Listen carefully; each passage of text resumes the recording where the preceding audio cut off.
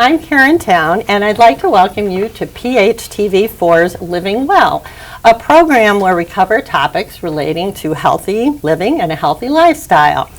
Today we're going to be focusing on how proper nutrition plays an important part in weight management and just health in general. So we have a wonderful guest with us today, Kelly Devine of Devine Nutrition. She's going to be discussing the topic of diet versus dieting with us. So thanks for joining us, Kelly. Oh, thanks for having me. So I know that you're a registered dietitian. Yep. So can you tell us first, before we get too much into the topic, what that means and sort of why you chose to pursue that career? I chose to pursue becoming a dietitian since I was 16. I was a runner and a basketball player, and nutrition played a key role in my high school career. And I actually met with a registered dietitian when I was 16, and I thought, wow, this is really cool. And so at 16, I knew what I wanted to do. A registered dietitian needs a 4-year degree, and now actually a master's degree, and to take a state test, just like nursing boards or physicians.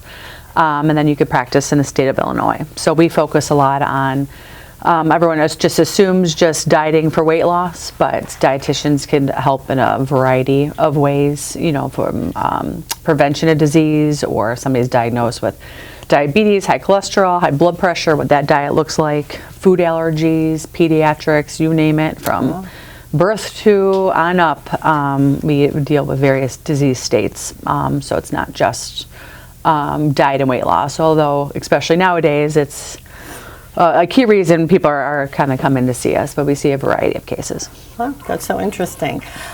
So let's just start out with the idea of what are the main components of a healthy diet.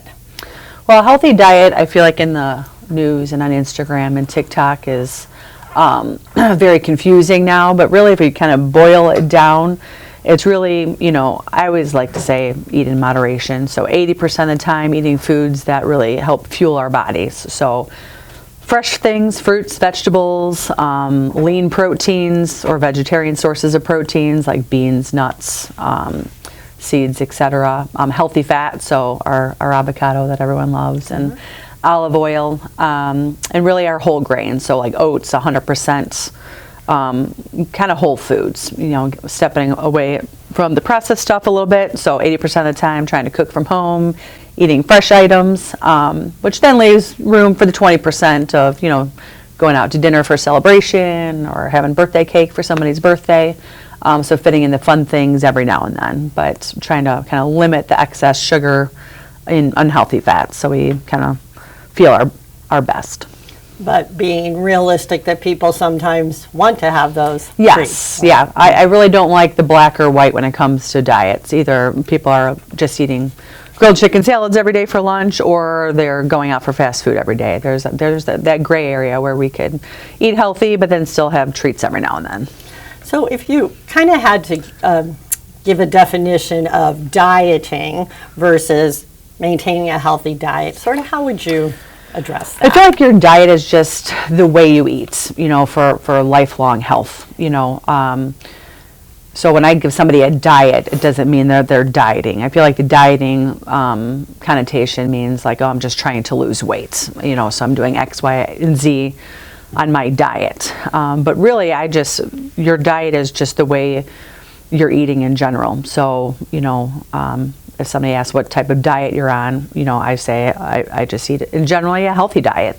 So that's why I try to get the word diet out of a lot of my clients' mouths. You know, this is kind of lifestyle changes, how I want you eating lifelong. This isn't like just what you're doing for the 8 weeks in my class, or if I'm seeing a patient once a week over the course of a year. And then after that, they just go back to however they were eating. This is just kind of like overall how we're eating the rest of our lives. So I know that you have private clients that come to you. You've mentioned that a couple times for personal nutrition coaching, and I assume a lot of them are coming to lose weight. A lot. So if they come to you, how do you help them sort of achieve their goals? I usually start by going through their diet and their lifestyle. You know, are they parents? What shift do they work? What type of job do they work? Do they work out? Do they work? You know, are they an athlete? Have they not worked out for 20 years? Trying to get an idea of where they are. Really looking at their health. So what medications are they on? Do they have high blood pressure or diabetes or a food allergy or something like that? And then I kind of see their current eating patterns, which really makes a difference, because that's usually what I kind of attack first, is switching up their meal timing, because that typically will lead to like poor energy levels or last minute food choices, which then kind of derail people's health goals. You know, if you don't eat half the day, then what happens? You're starving, and then you overeat when you get home, you know, and then that cycle just kind of continues. So it's very individualized, you know. People always ask me like, oh, just give me a diet. I'm like, well, I could print off a 1,600 calorie diet from the internet and hand it to anybody, but that's not going to help in their meal timing, like the foods they're shopping for their families, what's going to work with them day in and day out. So I really individualize it. So we kind of see where they're at, what their goals are, and then we kind of work up a plan of like what times they should eat.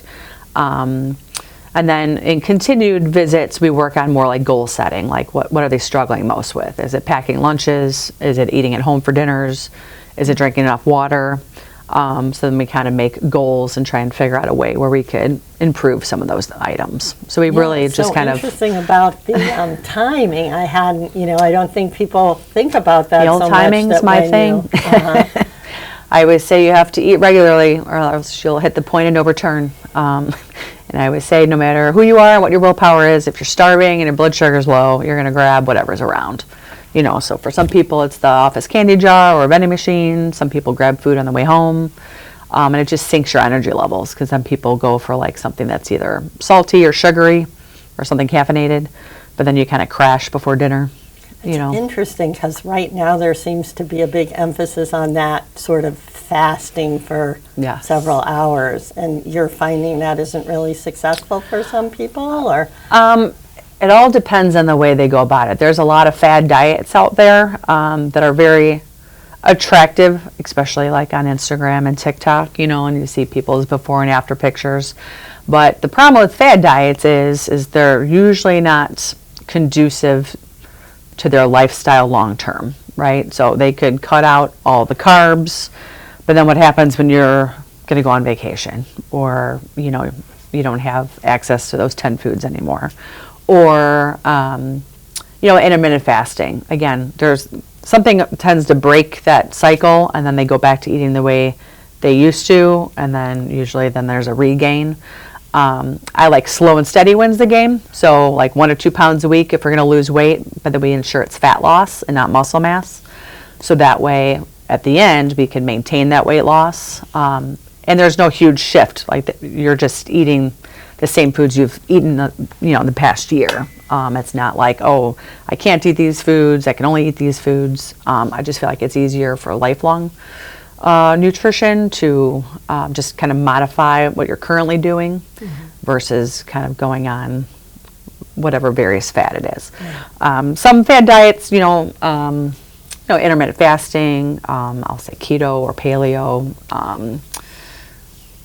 There's a bunch of them out now. Right now, it's usually the high fat, high protein ones.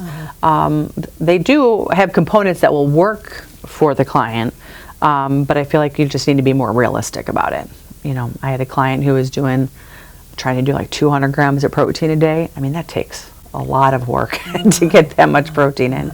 So is that going to work for her lifelong? Probably not. Like, let's modify it a little bit so it's easier to sustain lifelong. So you did mention that you look at things like their activity level, I assume their age and their gender and maybe being a parent and stuff, all those things play into it. So how does that really impact the decisions you guys make, you and your client? Well, exercise will definitely impact calories. So typically the more active somebody is, the higher amounts of really overall calories, carbs, fats, and proteins, a client gets. So typically after a few visits, we'll kind of work on macronutrients where I want people carb, fat, and protein wise, calorie wise. But counting calories is really difficult. I mean, you have to be like very accurate in your portions. all day long to really hit like an exact calorie level. So that's where I go more for like small frequent meals and combining foods in the right way throughout the day. But women and men will have different nutrient needs, ages, so like I said, it's pretty individualized. But I always say the more you exercise, the more you get to eat. So that's a good thing for us to all remember, I guess. But I would think there's probably some people that come in with a very specific goal, like maybe they are a power lifter or something. So you're able to create diets that. Yeah, I mean, I am a credentialed sports dietitian, so I have worked with athletes a lot over the last 17 years. So, we kind of tweak their carb, fat, and protein ratios and calorie needs. So a bodybuilder who's in the gym 2 hours a day, or a marathon runner training for a race, is going to have a lot more calorie needs than somebody who's, let's say, doing yoga or like walking at lunch or sedentary. So I do have an InBody scale in my office, which I love, and that tests not only somebody's weight, but their percent body fat and muscle mass.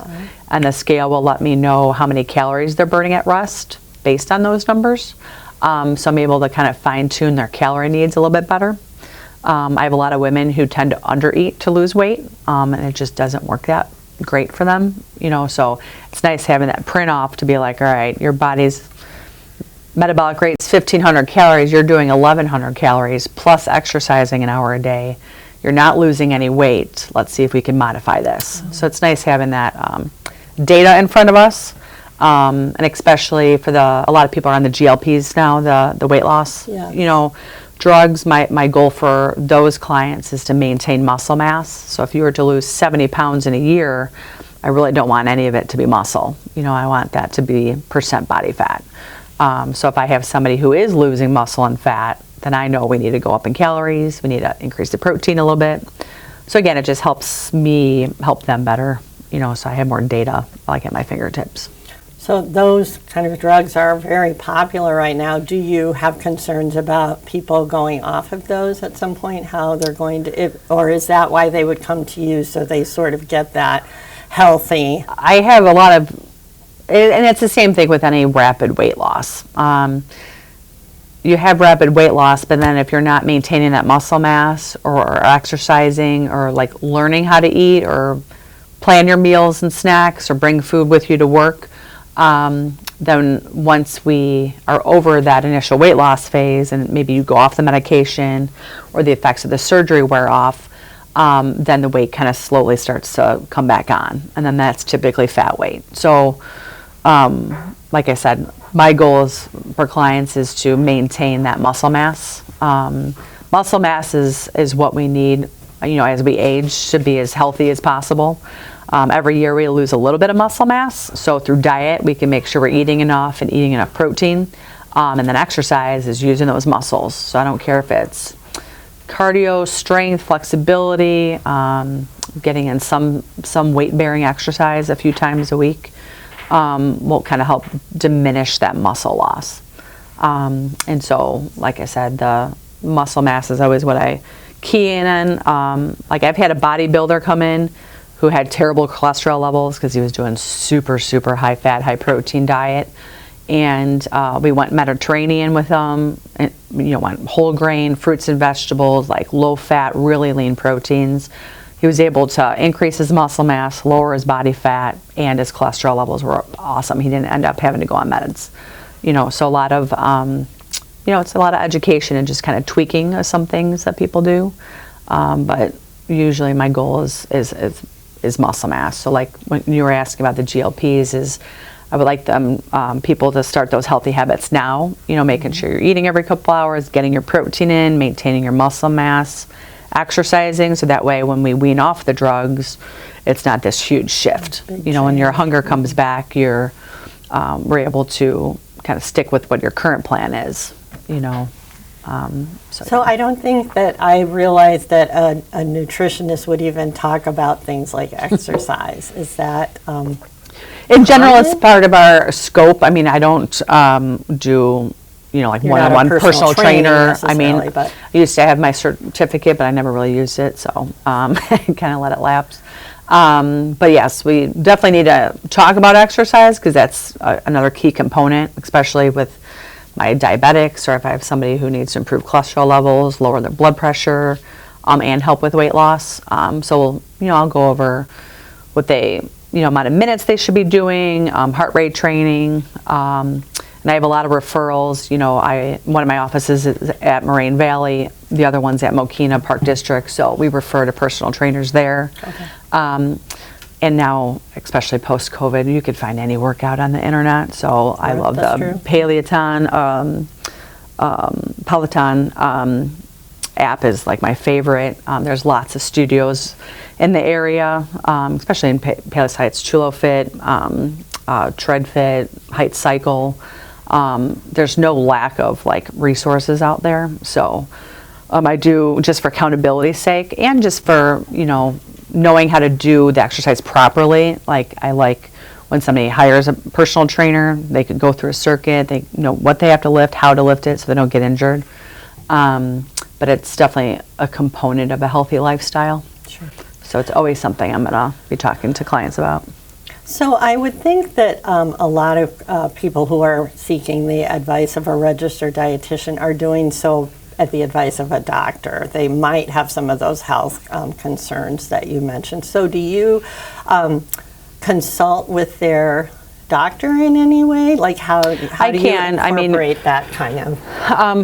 Oftentimes if a doctor refers, I'll give like kind of progress notes back to the doctor, because sometimes they're referring to see if somebody could lower or improve their blood levels in a variety of ways before they either go on medication or increase their meds. Some patients are looking to get off medication or lose weight before like a hip surgery or knee surgery. There's a variety of reasons. I work with a lot of pediatricians. Eating disorders has kind of been on the rise the last couple of years in my practice. So it's a team effort. So I work with the physician, sometimes a therapist if needed.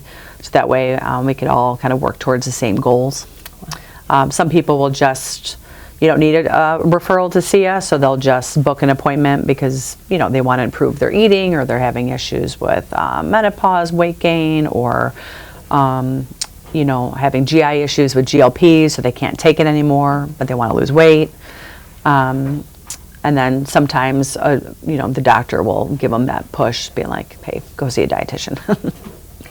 So I know that we've kind of touched on this, but again, if you could just really say why it is so much more important to have a healthy diet, healthy lifestyle versus going on a diet. Just like what is it that you tell your clients who come to you and say, I just want to lose weight? Like how do you convince them that those fad diets aren't going to, in the long run, be? Well, in general, I will usually, tell them like stick with me for a couple weeks. Your energy levels are going to increase, your sugar cravings are going to decrease, you're going to want to exercise more because you're feeling so much better. And once you start seeing that 1 to 2 pound of weight loss a week, and knowing that you could fit anything into your diet in moderation, people get excited. They feel better right away, and it's really tackling that like lifestyle nutrition.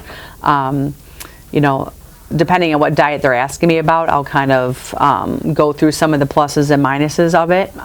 But typically, I'm focusing more on like healthy fats, making sure we have enough protein, but really making sure we have enough fiber. And just going into the benefits of everything in moderation versus strict, whatever fad diet that they're currently doing, is just best for the long run and really for your best long-term results. So if one of our viewers was interested in learning more about healthy lifestyle diet type of thing, but they don't have the funds or the money or time to consult with a registered dietitian, are there some resources on the internet that you might recommend? Or I know you mentioned there's a lot of exercise kind of things out there. Or how would they, because there is so much misinformation, I feel like, on things like TikTok and stuff, like how could they sort of do some research on their own that would be I will say information? Nowadays, especially if you have, really PPO and HMO, I would say 90 plus, I would say 95% of my clients are covered 100% Oh, wow. by their insurance under their preventative plans. With any registered dietitian that's in network with that. So at Divine Nutrition, we are in like Blue Cross, Aetna, Cigna, and United, and Medicare, which is great because it lets so many more people have access to us versus that's having to pay out of great. pocket. Yeah, sure. Occasionally there'll be somebody whose plan excludes nutrition for whatever reason. So I usually will direct them. Well, first off, social media can be a great resource of good nutrition information, but it could also go the other way. Yeah. So finding credentialed people to follow. I have a Divine Nutrition, Facebook support group that I have people join, and then we'll share like recipes. I'll share like people that I follow on Instagram. They give out really great information, whether it's personal trainers or registered dietitians, information on meal prepping, or I love this recipe, or there's obviously like a lot of food type of things that I follow on the social media. So trying to find solid sources versus like, anybody could create say an anything. account and go viral, but doesn't necessarily mean that 100% of what they're saying is accurate. So if they were looking for that credential, what are some of those, like RD would be registered RD dietitian? or RDN is dietitian. There's lots of different ones when it comes to personal training.